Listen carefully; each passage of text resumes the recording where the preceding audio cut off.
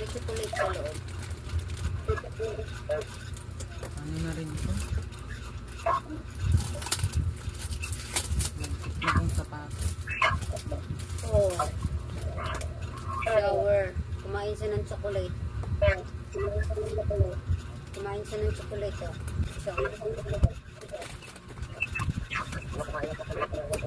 Shower. Oh. Yung shower. Natawag ng chocolate. Natawag yata.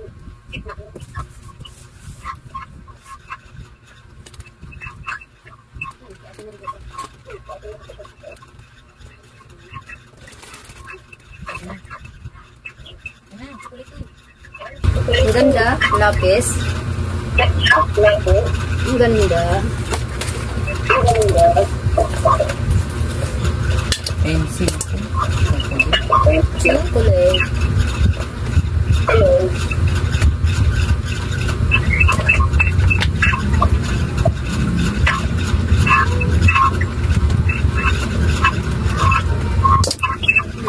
Yung manahulog na yun.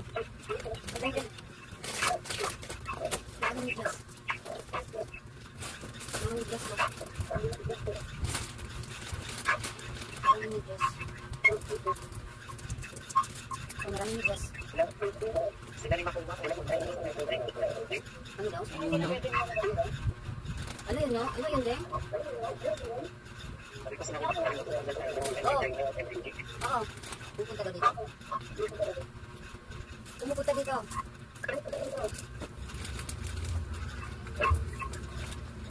Ito na. Ito na yung mga chocolate. Ano na ilagay mo na agad doon? Ito na yung mga chocolate na mahaba.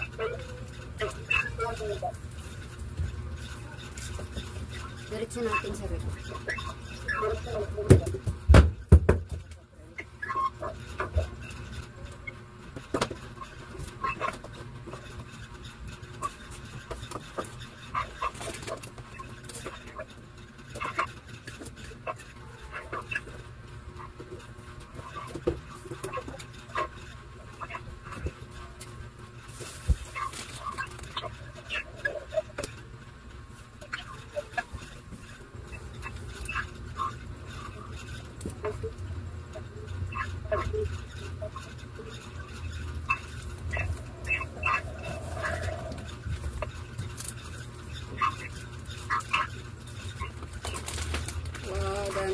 Madami akong chocolate dyan na nilagay sa loob ng balikbayan box guys. Siguro mga more than 50, mga ganon, yung malalaki. Malaking ano yung chocolate yan guys, mga 500 gram yata yung ano yan, yung bigat. So, milk yan siya guys, mamahalin niya siya, tsaka sobrang sarap na chocolate yan guys. Ayan, nilalabas na ni mama yung iba na mga chocolate. Ayan oh, parang ginawa niya ng pera. Ayan, nagbibilang na siya ng pera. Lahat chocolate yan guys, ang dami. So, ang bigat pa yan kaya. Ang bigat-bigat kaya yan guys. Nung binili ko nung nag-grocery ako niyan, grabe. Ang bigat ng ano ko, dala ko. Sa akin guys, yung pinaka the best talaga pag dumating yung balikbayan box ay yung chocolate talaga yung pinaka ano dyan, sikat. Yung inaabangan natin lagi, chocolate, 'di ba? Siyempre, galing abroad na chocolate, 'di ba guys? Masarap. Meron naman chocolate sa atin sa Philippines, pero iba yung chocolate talaga yung dito sa abroad. So, habang nag-unboxing dyan, ang nanay ko guys pala, yung mama ko, ay nagkausap ko din yan siya.